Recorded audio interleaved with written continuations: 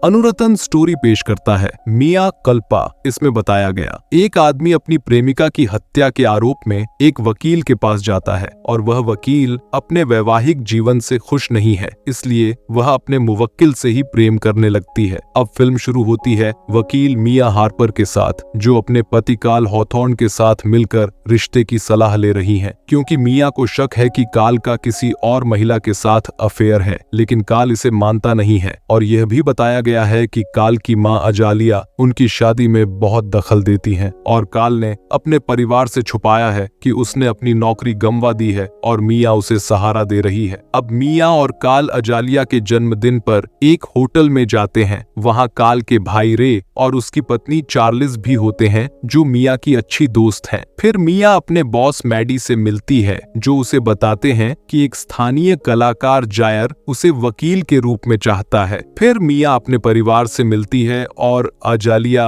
काल की एक दोस्त जेना को लाती है, जिसे वह अपनी बहू बनाना चाहती है। होटल के बाहर मिया और चार्लिस पापराजी को देखते हैं, क्योंकि वहां पर जायर होता है। फिर रे बताते हैं कि चार्लिस ने जायर की 2 पेंटिंग्स खरीदी हैं और वह इससे खुश नहीं है, क्योंकि वह जायर के खिलाफ मुकदमा चला रहे हैं। जब मिया अपने दफ्तर जाती है तो वहां जायर उससे मिलने का इंतजार कर रहा होता है और वहां चर्चा हो रही होती है कि जायर की प्रेमिका हाइडी लापता हो गई है और उसकी हत्या हो सकती है, लेकिन जायर कहता है कि वह बेकसूर है और इस मामले से उसकी जिंदगी खराब हो रही है। फिर जायर मिया से अपना केस लड़ने की गुजारिश करता है, तो मिया उसे अपना फोन नंबर अपनी सेक्रेटरी को देने को कहती है। जब मिया और चार्लिस व्यायाम क्लास से बाहर आते हैं तो वे एक आर्ट गैलरी के बाहर कुछ महिलाओं को प्रदर्शन करते हुए देखते हैं, क्योंकि गैलरी की निदेशक रेनी कार्टर जायर की पेंटिंग्स हटाने से मना कर देती है। घर पर काल, रे और अजालिया मिया पर दबाव डालते हैं कि वह जायर का केस न ले, क्योंकि इससे रे के काम में मुश्किल होगी। फिर मिया जायर के घर पर जाती है, जहां वह पेंटिंग्स बनाता है ताकि वे उसके मामले के बारे में अच्छे से बात कर सकें। फिर जायर उसे बताता है कि उसकी और हाइडी की मुलाकात कैसे हुई और उनका रिश्ता कैसे शुरू हुआ, लेकिन उससे पहले ही सब कुछ बुरा हो गया। अब मिया एक तस्वीर दिखाती है जो अपराध स्थल से है और कहती है कि वहां पर मिला खून हाइडी का है और जायर की एक पेंटिंग पर खोपड़ी का एक हिस्सा मिला है। हाइडी ने एक वीडियो भी बनाया था जिसमें वह कहती है कि उसे डर है कि जायर उसे मार सकता है। फिर मिया अपने जासूस दोस्त जिमी से मिलती है ताकि वे जायर के खिलाफ सबूत इकट्ठा कर सकें। अब जिमी मैक्सिको जाता है और वहां पर उसने हाइडी के परिवार को मैक्सिको में खोजने की कोशिश की, लेकिन वहां पर कोई भी हाइडी को नहीं जानता,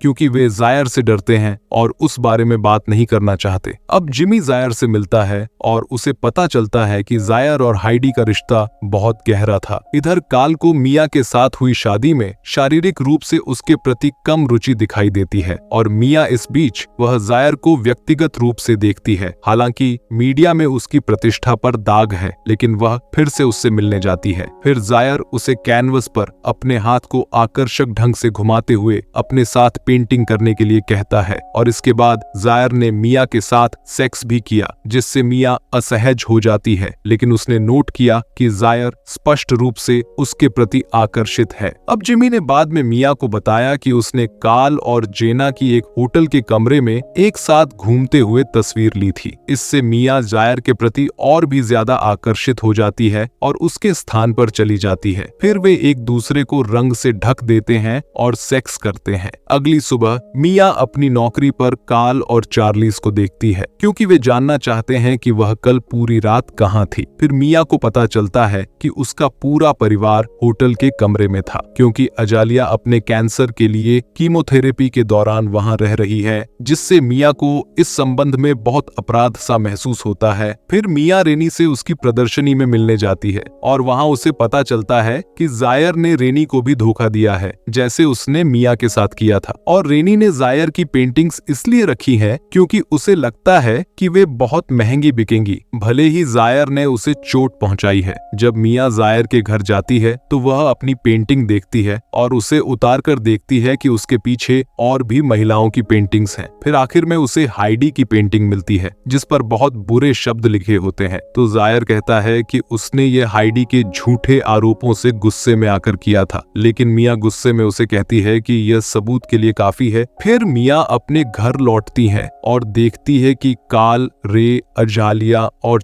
चार्ल्स उससे मिलने के लिए वहां है और वे उससे पूछते हैं कि वह कहाँ थी। और जब उन लोगों को मिया के झूठ बोलने का शक होता है तो वह काल की ओर देखती है, जो अपने परिवार को बताता है कि वह नौकरी नहीं कर रहा है और वह ठीक होने की कोशिश कर रहा है। और इसके बाद मिया जायर के साथ अपने रिश्ते के बारे में बताती है, जिससे काल नाराज हो जाता है और मिया को घर से जाने के लिए कहता है। इधर जायर जेल चला जाता है और मिया डोमिनिकन गणराज्य में छुट्टी मनाने के लिए जाती है। वहां उसे पता चलता है कि हाइडी जिंदा है और एक रिसोर्ट में काम कर रही है। जब मिया हाइडी को पुकारती है तो हाइडी डरकर भाग जाती है। फिर मिया रे को फोन करती है और उसे राजी करने की कोशिश करती है कि वह जांचकर्ताओं से हाइडी को ढूंढने और जायर को निर्दोष साबित करने के लिए कहे। अब मिया अपने घर वापस आती है और पाती है कि काल का परिवार फिर से वहां है। फिर जिमी उसे बताता है कि उसके ईमेल में कुछ जरूरी जानकारी है, लेकिन अजालिया गलती से मिया का फोन तोड़ देती है और रे मिया को एक वाइन ग्लास देता है जिसमें कुछ मिलाया हुआ होता है, लेकिन मिया इसे समझ जाती है। बाद में रे और अजालिया मानते हैं कि उन्होंने जायर को फंसाने के लिए सब कुछ किया था, क्योंकि चार्ल्स के साथ भी उसका संबंध था और अजालिया को कैंसर नहीं था, जिससे मिया और चार्ल्स घर से भागने की कोशिश करते हैं, लेकिन अजालिया चार्ल्स को चाकू मार देती है। फिर मिया